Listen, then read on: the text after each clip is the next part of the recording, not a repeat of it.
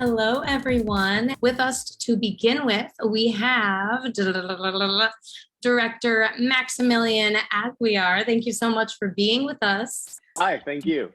I have to start with a congratulations because you've been nominated for Best Feature Film. We were very excited about that. Thank you. I have a question for him. Did he blink once? He would, before a take, he would do this, like get the blinks out of his eyes and then just sit wide open. So he didn't blink once. No, that was a big part of it. Is I think, for the language of the character, like we wanted to be very much like something inside something else. So, his posture's great. He moves almost robotically, but there's a slight humanity to it, but it's almost mechanical. And the eyes was a big thing. We wanted them wide open and just like focused on stuff. And I think that goes with the character that's inside Dominic, as well as a guy who is doing cocaine 4 or 5 times a day. Yeah.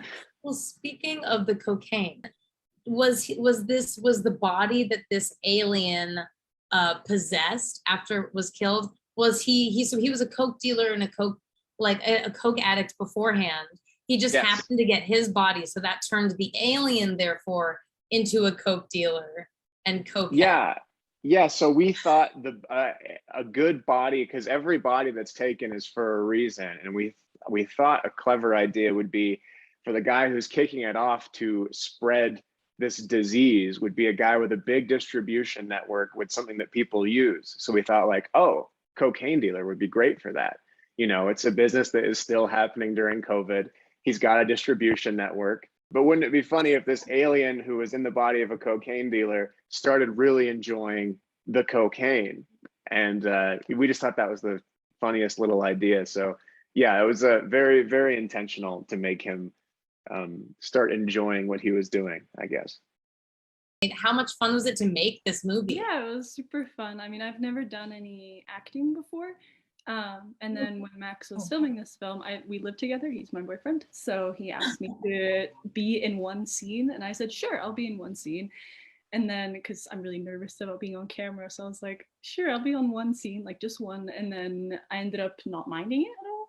And then so I ended up being in more scenes, and it was fun. It was the first time I've done my face on any kind of camera before. So that was cool. Yeah, she's a natural. She's very good.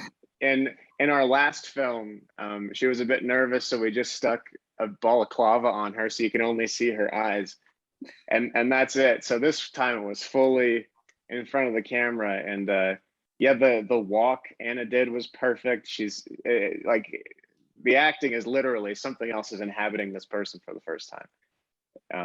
She's perfect in it. No one could have done it better. Was the walk your idea, where they were like, give us one alien thing, and you were like, I got this. I'm amazing. I'm a balanced mind. Nah, all Max's idea. He's such a good director. Like, he just tells you exactly what you need to do, and I did it. Yeah, they all have different walks for their characters. So Dominic, who's been there the longest, has the most human walk because he's practiced. Anna's the most delicate, so she's on her tiptoes. And then when Alex, the general, comes in, he's just very military and clumsy, and he can't tell that he's looking funny. He's just very powerful and wants to move as fast as he can. So I think the 3 different walks kind of show the 3 different characters a little bit. Oh my goodness. Well, what were your biggest inspirations for this? I mean, tell us about how COVID really, changed the game for artists everywhere. I mean, I know on your website, you went into it a little bit about how you were just sitting around and you were like, I've got my roommates here, let's do this. Yeah. But do you think COVID could inspire any other potential work for you? Yeah, I mean, we didn't know until it happened. This movie wouldn't have existed without the pandemic. All the inspiration pretty much came from it, and going okay, well, what can we do?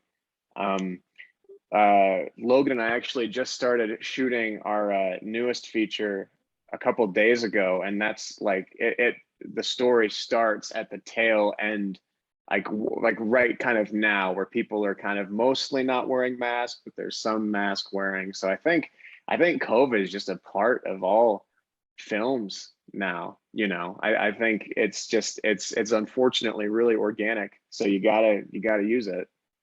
How did you rehearse the film with such physicality, knowing that you still had to keep separated from each other? And how did you do your blocking? Yes, we understand that some folks did live in your actual house. How was the rehearsal process? Yeah, definitely. So all the leads were people that we lived with. Logan, who's Dominic, the main alien, he has been my roommate, best friend for God, almost a decade now. So like he and Anna and I and Jake, who played the neighbor, we all lived in the same house in crazy close quarters. So it was like, okay, well, if one of us has COVID, we all have COVID. The Alex Pace, who's wonderful as the general, the guy with the glasses, he had to keep amazingly careful COVID regulations because he was helping take care of his much older parents and had to be wearing a mask, always getting tested regularly because he couldn't get them sick. So we knew that he was safe. We were all being COVID safe. I think 80% of the shots he's wearing a mask. 10% he's not, and we shot that all in the same 2 or 3 hours when he wasn't wearing a mask. Did you shoot that in sequence or not? Oh my God, it was so out of sequence, it was crazy. And I have been very spoiled with that. Everything I've ever made, I've tried to shoot in sequence because I like starting it from the very first scene and then kind of watching it unravel and then get to the end. And then that just wasn't an option. So we shot it so out of sequence, it was outrageous. And I'm really happy it made sense because when we were shooting it, I was worried we'd missed something. As far as the blocking goes, it was pretty firm. Like I'm always very careful to tell people where they need to go, where they need to stand, and then where they have room to do whatever they want. So I hope that answers that question. I try to keep it as organic as I can, but I give people a mark, and if they want to move, where they can move, and then we just kind of go. As far as takes go, with stuff without masks, with Alex, he was the only person that wasn't wearing a mask that was outside our social bubble. He's a stud and he's amazing, and we're good friends, so I can boss him around and not feel bad. So those were mainly one and dones, maybe 2 take and dones, because I was very nervous to have someone without a mask in our social bubble, even though I knew he was being very careful. As for the other 2 actors, Bill Collins, who played the drug dealer underling from Dominic, we just would drive by his house, and we did that in 45 minutes. I called him and I said, hey, I need you to get 4 changes of clothes. We're gonna drive by your house 4 times. You're gonna come out and exchange a fake bag of cocaine, and then we're gonna leave. And we're all wearing masks and staying far apart. And Dave Small, who was the guy that got the bag tossed to him, that's all he did, is he just circled around our driveway for 45 minutes, and I would just bark orders from the porch going, all right, one more time, I didn't get it. And yeah, so he drove around our house for 45 minutes and then took off. So and no one got COVID, and we were all very safe. What is it that you have learned about yourself and about yourself as a filmmaker through making this particular film, Veneer? Boy, that I think believing in people no matter what is so important, and people are capable than more than you can ever think of, as long as they have some confidence and belief in them. And anyone, no matter what, can contribute so much. So you just have to give them the opportunity to if you give someone the opportunity to shine, they always will. You just need to find something that makes them feel comfortable, I guess. And I think another thing is just, tomorrow never comes. Like everything's an opportunity. Use it while you have it. There's plenty of negative stuff that might happen, but if you can find a way to use it to better yourself, you might as well. So I think that's the main stuff I learned.